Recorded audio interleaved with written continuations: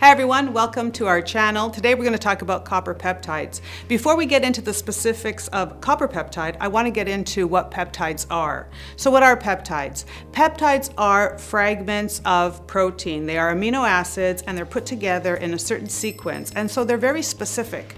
So when you hear the word peptides, it's not like one size fits all. Peptides are actually created in a way almost like engineered, so they have a certain functionality to do. Because peptides usually, especially the first one that was really well known in the laboratory or well known to skincare was the collagen peptide, it was a fragment of procollagen type 1. So being a collagen peptide, it is micronized collagen, and that goes into the skin. And the idea behind a peptide is that peptides work as signals or messengers. And this is important because the concept is a peptide sits on your skin, it tells your skin certain messages, it tells it what it's missing or that it's in a certain state, and it requires a certain activity. This is why they're called messenger peptides or they're called signaling peptides. Pretty much all peptides are protein peptides, and that's important too because when you're talking about your skin, you are talking about protein, collagen, and helping to rebuild that. So the idea of a peptide is something that's going to go in and help your skin help itself, also support the protein of the skin, which is the collagen, the predominant one. Also, peptides have certain functionalities. Proteins are the fundamental building blocks of skin. And this is important to note because that means that without peptides, the skin doesn't really hold itself together, it doesn't have integrity. And what does that look like? That looks like sensitivity, it looks like broken collagen, which actually looks like lines, wrinkles, open pores. So this is one of the most important elements of having peptide technology on your skin, in your skin, and in the formulations. Peptides are not miracle workers, but you can see that peptides have a lot of benefits in formulation, especially because peptides are, as I like to say, engineered or created to have a certain specific functionality.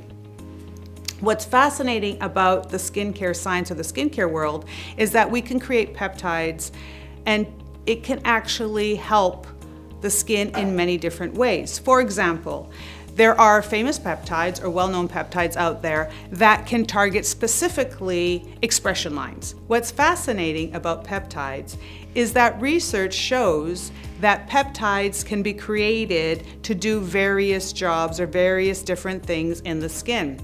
For example, they've created peptides that signal a wound, and that tells the skin to make more collagen to repair the wound. Other peptides actually work on expression lines. There are peptides that work on giving different signals for hydration or upregulate certain activities on the skin.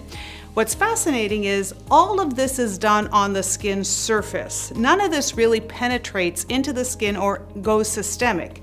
So this is all about signaling, messaging, and creating a more perfect or nudged environment for the skin.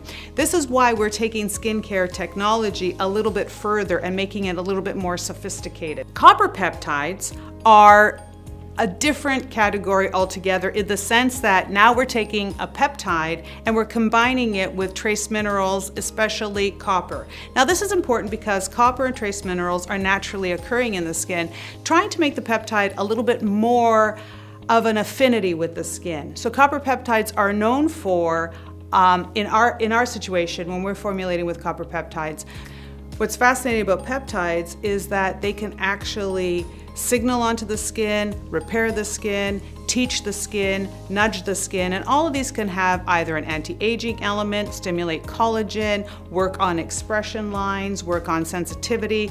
So they can be programmed to do certain things or help the skin help itself. All of this happens on the skin surface. It doesn't go into the skin, nor does it go systemic, which makes peptides very safe. It also makes the formulation much more sophisticated and more interesting when you're a formulator and you're creating these kind of relationships and this kind of communication between your formula and your skin and your skin's behavior. So peptides really open up the entire world of skincare and really give it unlimited potential if done correctly. Copper peptides are fascinating and they're gaining more popularity. We've been utilizing copper peptide technology for a while, and the reason is we take peptides and we've actually combined them with copper and trace minerals. And the reason why we do this is that we've noticed within the skin there is a naturally occurring element of these trace minerals, and these trace minerals are important, and when they are married to a peptide bond, the way we've done it, it helps to signal wound repair. It's also going to help as an anti-inflammatory, antioxidant, skin calming, and nourishing element. I love formulating with the copper peptide, and the reason is that you also see a lot of potential with skin cell growth on the surface, so that's going to help with retexturizing the skin rejuvenation, anti-redness, and another exciting element that we're exploring with copper peptides is actual hair growth. Now, this is in its early infancy, but there's a lot of potential. Hope you enjoyed our copper peptide. And I hope you actually try our Copper Peptide Serum because you can actually utilize it on problematic skin, sensitive skin, aging skin, and you can literally use it from head to toe.